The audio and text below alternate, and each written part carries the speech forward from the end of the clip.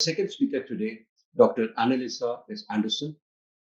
Dr. Annaliesa Anderson, PhD, FAAM, has over 20 years of pharmaceutical research experience and is currently Senior Vice President and Chief Scientific Officer for both bacterial vaccines and hospital unit at Pfizer Inc. Annaliesa's responsibilities include infectious disease vaccine research and development, as well as the development and implementation of Pfizer's anti-infective portfolio strategy. She has made substantial contributions to vaccine antigen discovery, analytical strategy, clinical proof of concept, and vaccine issues. As a CSO for Pfizer Hospital, she has responsibilities for the development of therapeutic options for the treatment of COVID-19, including protease inhibitor Paxlovid. Dr. Anderson earned a doctorate in biological sciences at the University of Warwick, England, and has completed 2 postdoctoral fellowships. Dr. Anderson, I would like to really thank you for joining us live today and really appreciate giving us your time to OPPI. Over to you. Thank you very much, Shadha, for the introduction. It's a pleasure to be here today to talk to you and government officials and members of OPPI around our Paxlovid program, which Rod mentioned in his introduction, is an example of our Lightspeed effort to bring important medicines to the world as soon as possible. So, sorry, the slide looks a bit blurry, just checking if you can see it okay. If we could go to the next slide.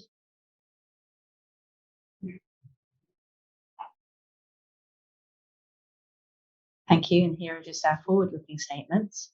And I will now go to the presentation slide. So we can go to the next slide, please.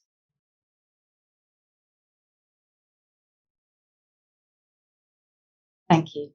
So I don't need to tell you what's about the global crisis with COVID-19. It's something we all experienced over the last 2 years, and it has been really quite catastrophic from a human health perspective, including mental health and child development, because of the effects that we've had with all the various lockdowns and uncertainties around a disease that with no treatment options when it first emerged.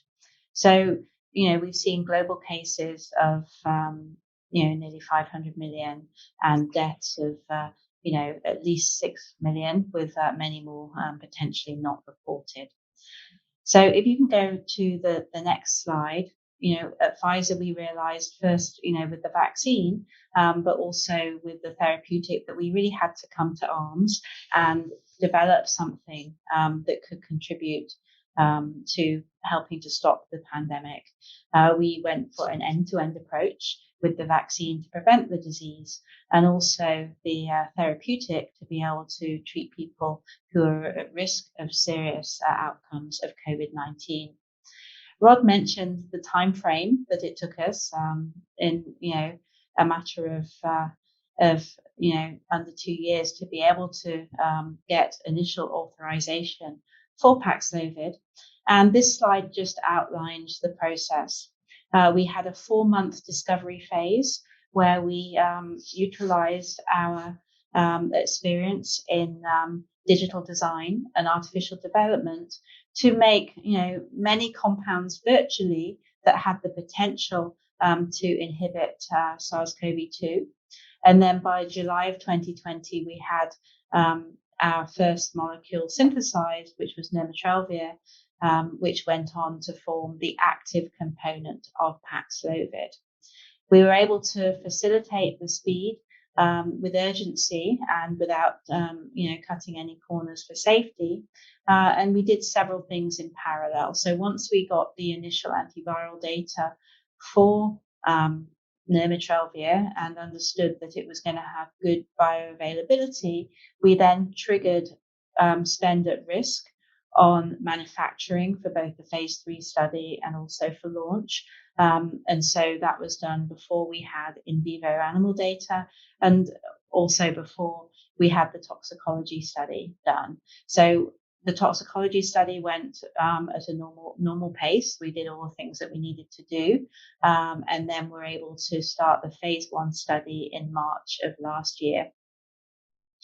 On getting, encouraging data from our phase 1 study, and this is where we made the decision to add ritonavir with nirmatrelvir, which makes Paxlovid. We then were able to start our phase 2/3 study, our first one in July, which read out in the November timeframe, and at which point we were then able to go forward for a global emergency authorizations. So if we can go to the next slide, please. This is just covering a little bit of the biology of SARS-CoV-2 and how one needs to think about it when you're designing a therapeutic. And so on the left of the slide is the life cycle. So the virus is able to enter the cell through interaction with the ACE and TMPRSS receptors. And then inside of the cell, it sheds its coat and is able to hijack the cell's reproductive system to be able to itself propagate. And then the boxes show different areas of intervention. So, the mechanism of action for the vaccine and the monoclonal antibodies, which were also authorized within the first year of the pandemic, is to prevent the virus from entering the cells by targeting the spike protein. And there's a picture of the spike protein on the right of the slide at the top. It's a great target. The vaccines work very well at preventing severe outcomes of disease. But what we do see is that there is still, a disease burden based on, people who don't respond to the vaccine due to, medical conditions, or they may have, less access to the vaccine. And also when antibodies wane, we start to see more infections, albeit less severe infections. And that's because the spike protein mutates. It's on the surface of the virus, and so it's accessible to what we call immune pressure. So we decided not to take that approach for the therapeutic, but rather look at the replication machinery. And we selected the main protease, or the MPRO, to target. This enzyme causes proteolysis. So after the translation of the RNA fragment, you get the polypeptide, which is then cleaved by the MPRO to facilitate the production of the replication machinery. The MPRO is shown on the bottom right of the slide. And one of the several reasons why we like the MPRO, there's precedence for protease inhibitors to be, very effective in other viruses such as HIV and hepatitis C. And also it's highly conserved across the coronavirus, providing the potential for a pan-coronavirus treatment. And this was very important to us because, I think we were all a little bit blindsided by the fact that there was a virus that was causing a pandemic that had no treatment options. And, we were managing the current pandemic, but also in the back of our minds, we were thinking, well, what if this happens again? What if it's not SARS-CoV-2? What if it's SARS-CoV-4 or 5? What else can coronavirus give to us, in the upcoming years, in the long term, hopefully the long term. And so that was another reason for picking the main protease as a target. It's also, specific to coronaviruses. So you're not going to get any, reactions with any molecules with our own human cells. It's got high selectivity and specificity if you target this molecule. So that was our reasoning for going with the main protease. If you could go to the next slide, please. Here's just a very top level of the discovery process. So the molecule is on the left of the slide, nirmatrelvir, and we were able to adapt it in a way to make it orally orally bioavailable. And then the other thing that was important from the design perspective was to kind of guard against resistance. We want to have a high bar of resistance. We know that protease inhibitors for HIV and HCV, are subject to resistance, and that's why they're used in combination with other compounds. And we knowing the history of HIV and therapeutic development, what we saw is that they got better, yes, with each generation of protease inhibitor. And one of the things that is important is to make sure that your molecule really closely matches the substrate of the main protease, because if it closely matches the substrate, and because it's a very important enzyme for the virus, it makes it much harder to mutate, and so then see resistance emerge. And so what you're seeing in the box in the middle is the substrate and the nirmatrelvir, and you can see that it's really lying on top of it, and there's not much room for changes to occur. Of course, we're monitoring for resistance, and so far in our clinical studies, we haven't seen anything that concerns us. But this is a really important point. How much does your therapeutic match the actual substrate that you're targeting? Is there room for resistance to develop to therefore, throw out your molecule, but still to be able to do its role of clipping that polypeptide? So I mentioned selectivity, and it was very important that we were selective against human targets. Sorry, if we could go back to the previous slide. I was just finishing up. So it was very important that we were selective against other targets, and thank you. We could see that versus human proteins. We didn't want to have any safety risks at all. Our vision was that this would be a treatment that people could take at the first sign of illness to prevent the severe outcomes. And so if you have a medicine that is available to a broad population, you want it to be as safe as possible. So if we can go to the next slide, I've got a little bit of the in vivo data that I mentioned that we were doing in parallel to our toxicology studies, something that we don't normally do. We normally have a full preclinical package before we start toxicology, but again, because of the urgency, we did it in parallel. So the slide, the panel on the left of the slide just shows our in vitro activity in a cell line in an in vivo assay against the different coronaviruses, the variants of concern and some of the variants of interest. And what you can see is that we get very potent activity in the low nanomolar range for all the variants that we have tested to date. For the current variants, we wouldn't expect to see a change in activity because, as I mentioned before, the main protease is on the inside of the virus. It's not subject to immune pressure in the same way that the spike protein is, which is the target of the vaccine and monoclonals. And really the variants of concern are currently being driven by the spike protein changes. The central panel is some histopathology data from mice that have been challenged with SARS-CoV-2 and then treated with different concentrations of nirmatrelvir. So the top left panel is a healthy lung that hasn't been infected. And then the top right panel represents a infected lung, and you can see all those brown splodges across the lung that aren't there in the picture next to it, and that represents the virus. So then when you look at the lung after treatment, we have a low dose treatment and a high dose treatment, and what you can see in that lung is a reduction in damage of the lungs, but also as you increase the dose, you're able to completely clear the virus out of those lungs. So that was very encouraging, especially as we were already, investing in our manufacturing capabilities to show this data.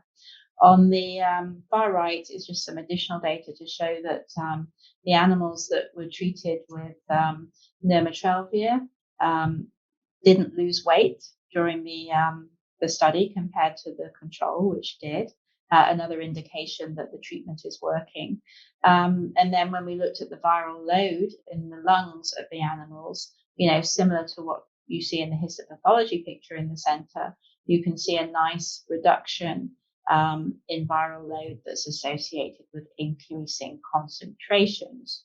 So this data is published and it's taken from our Science publication that was published at the end of last year, and also an online publication that we have that shows the variant data. So if you could go to the next slide, please. Thank you. This is our first in human clinical data for nirmatrelvir. And what we did was, we went from the start of the study to the, choosing the formulation for our pivotal studies in 5 weeks. So we did what's called a cross-lever design. We were able to actually conduct the study in a clinical trial unit that belongs to Pfizer in Connecticut. And to save time, rather than sending the samples out for analysis to CROs, we actually, sent them to our laboratories in Connecticut, and our research scientists actually did the analysis to see, what the pharmacokinetics of nirmatrelvir and ritonavir were in the patient, in the volunteers. So we were able to very quickly, literally the day after dosing, get the data that we needed to then make the decisions on what the next dose would be. And what we saw very quickly was that if you add the ritonavir, we were really able to boost the exposures to 5 to 6 times over the EC90 of the amount of virus, the amount of compound that we need to kill 90% of the virus in an in vitro assay. So, and this is critical, as I mentioned earlier, for other pathogens, resistance has been seen for protease inhibitors. And so, if we make sure that there's, so much protease inhibitor in there at the time of treatment, it makes it much, much harder for resistance to develop. And so that was why, we selected to go with the ritonavir to really make sure we had, high amounts of compound there. And so what the graph is showing is the time after dose on the horizontal axis and the amount of exposure on the vertical axis. The dotted lines represent the EC90s that I mentioned earlier for SARS-CoV-2 and other coronaviruses. And, this really nicely shows that when you dose with nirmatrelvir and ritonavir, you get this nice high exposure well above the EC90 for these viruses. Shall we go to the next slide, please?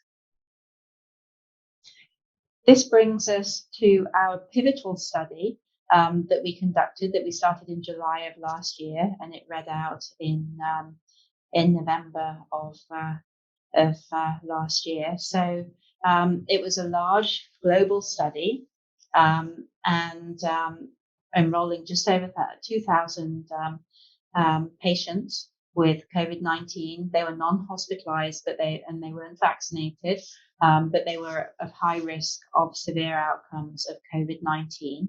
The countries where we enrolled are listed, and we had endpoints of being able to show a reduction of hospitalization and or death.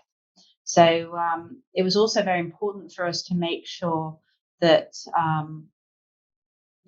we could do what I would call a clean experiment. What do I mean by clean experiment? So COVID-19 is an acute virus, and when we started this study, we didn't know how many days you had before giving a treatment wouldn't be effective. And so we did 2 endpoints. The first one was for people who had been diagnosed with symptom onset and to start their treatment within 3 days of symptom onset. And the second one was within 5 days, because looking back, for example, at influenza, you really only have 24 to 48 hours to be able to have benefit from treatment. And so we didn't want to do this large study and then find that our window was too broad. This was extremely challenging in a clinical trial environment during a pandemic. One of the things that we know about SARS-CoV-2 and COVID-19 infections is people don't always get tested. And so that's kind of an important take-home message is, if people feel sick, they need to get tested so that they can have the appropriate treatment, whether it's for flu or for COVID-19. If we could go to the next slide. Here are our results. And as I mentioned, we looked at treatment from 3 days from symptom onset and also from 5 days. And, what we found, which was, was really kind of amazing, from our perspective, considering the fact that, we were running this program at pace, was that we did see such high efficacy for this little molecule that was only synthesized in July of 2020. So we saw an 89% reduction of hospitalization and death when treated within 3 days of symptom onset. And we saw no deaths. So we saw 100% efficacy against death. And likewise for day 5, we saw no deaths in our treatment group. And we saw an 88% efficacy in reduction of hospitalization. And hospitalization was characterized as at least 24 hours in hospital. So, not visiting an emergency room, not medical intervention. It was really, someone was admitted and hospitalized. So as I mentioned, the relative risk reduction of over 88% compared to placebo when you initiate within 5 days or less of symptom onset. We also looked at viral load, and we saw a 10-fold decrease in viral load compared to the placebo. And we had a very good safety profile. So if we can go to the next slide. Here's just the same data in reverse cumulative plot, and again, showing the separation between the treatment in red and the placebo in black over time for the study population.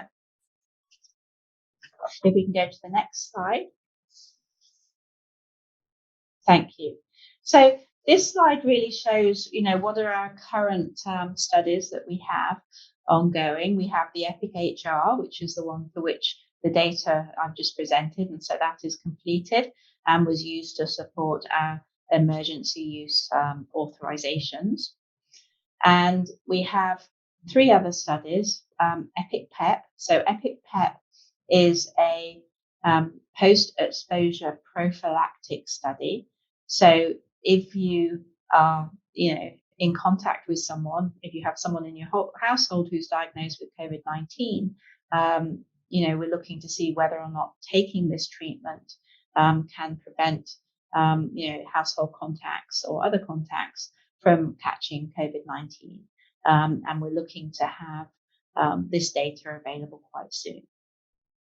The standard risk study was designed in a similar way to the high-risk study, except for this one, rather than patients who are unvaccinated and at high risk of COVID-19, we enrolled 2 populations of patients. The first were standard risk who were unvaccinated and were not of known high risk of severe outcomes of COVID-19. And the second cohort were vaccinated patients who were at high risk of COVID-19. And when we talk about high risk, we talk about standard Centers for Disease Control's definitions, such as older age, diabetes, and weight. And unfortunately, for many of us, weight is it's a BMI measure. So there's actually, many people who fall into the category of high risk according to the BMI. So we did an interim analysis for our standard risk study in December of last year. And what we found actually surprised us after seeing the high efficacy for EPIC-HR. So the SR endpoint was actually a symptom-based score to look for improvement in symptoms. And what we saw was in the study, and it was a patient self-assessed scoring system. What we found was we didn't see an improvement in symptoms, which was our primary endpoint. However, the DMC, even though it was an interim analysis and we failed our primary endpoint, the DMC recommended that we continued. Why did they do that? Because our secondary endpoint was the same as the primary endpoint for the high-risk study, and that was hospitalization or death. And they did see a 70% reduction in hospitalization or death in this lower risk population. And so what we have done is we have continued the study. We've actually enrolled more subjects, or we're in the process of enrolling more subjects so that we can power that secondary endpoint to show the benefit for a reduction in hospitalization or death, which is really, what we care about when we think about SARS-CoV-2 and COVID-19 disease, preventing those severe outcomes. The last study on this list is EPIC Pediatric. And so this is our pediatric study. So our emergency use authorization in the US and in other regions is for 12 years and up. We didn't study 12 years and up. We studied 18 and up. However, based on doing PK analysis, many agencies have given us authorization for 12 years and up. We know many children who have had COVID-19, and a lot of people don't think it's significant. However, if you're an immunocompromised child, or if you have risk factors, such as the ones that I mentioned, COVID-19 can be extremely severe. And there's large numbers of children who have been hospitalized and also died because of COVID-19. And so, we think it's very important to make sure that there's treatment options available for them. And so the way this study is designed, the authorization was for children who were 12 years and above, and 40 kilograms and above. And so the first stage of the study is to go into children 12 years and above, stepping down by age, who are over 40 kilograms.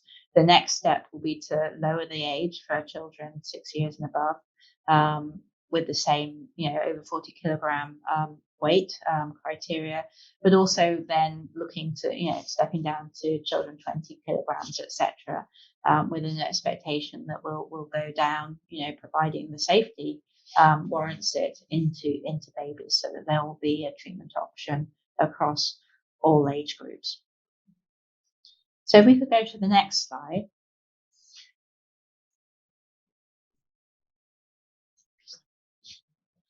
I'd like to just reaffirm, how we are committed to working towards equitable access to treatment for patients in need, being able to deliver safe and effective antiviral therapeutics as soon as possible and at an affordable price. To enable broad reach of our COVID-19 oral treatment, we've established a comprehensive strategic partnership with worldwide governments, international global health leaders, and global manufacturers that considers the current evolution of the disease and the impact of infection, prevention, and control measures to be optimized overall supply and access of a safe, effective treatment to the most vulnerable parts of the world. Part of this strategic approach is a voluntary license agreement that we have established with the UN-backed Medicines Patent Pool, or MPP for short, to attempt to expand access, pending country regulatory authorization or approval, in 95 low and middle-income countries that accounts for approximately 53% of the world's population. Last week, the MPP announced the 35 manufacturers they have approved to produce generic versions of the oral treatment and/or API, having demonstrated their ability to meet MPP's requirements with respect to production capability, regulatory compliance, as well as international standards for the quality assured medicines. 19 of these companies are in India, the most manufacturers from any one country to have received the sub-license. They have a non-exclusive license which allows them to produce the raw ingredient for nirmatrelvir and or the finished drug in combination with ritonavir. They are then able to market the treatment throughout India or the 94 other low and middle income countries covered by the Pfizer MPP agreement. I'm also proud to share that just yesterday, Pfizer announced it will supply UNICEF with up to 4 million treatment courses of Paxlovid for distribution in these same 95 countries, pending authorization or approval, including India. This supply agreement is another important part of our strategy to accelerate access to treatment and support the urgent needs in patients in these countries. If we could go to the next slide. Thank you. So I'd just like to summarize. So at Pfizer, we've focused and continue to focus our efforts on advancing potential therapies to help combat COVID-19 with the goal to positively impact the treatment paradigm for as broad a population of patients as possible, subject to the regulatory authorizations and approval. We're proud and encouraged that Paxlovid has now been authorized or approved in more than 50 countries to help combat this devastating disease. Our work continues with the ongoing EPIC studies, and we look forward to sharing future data later in the year. So I'd like to again thank you for inviting us to come and share our COVID stories with you. Thank you. Thank you. Thank you so much, Annaliesa Anderson. Thank you for being here and sharing those key insights. And I'd also like to take this opportunity to thank Rod McKenzie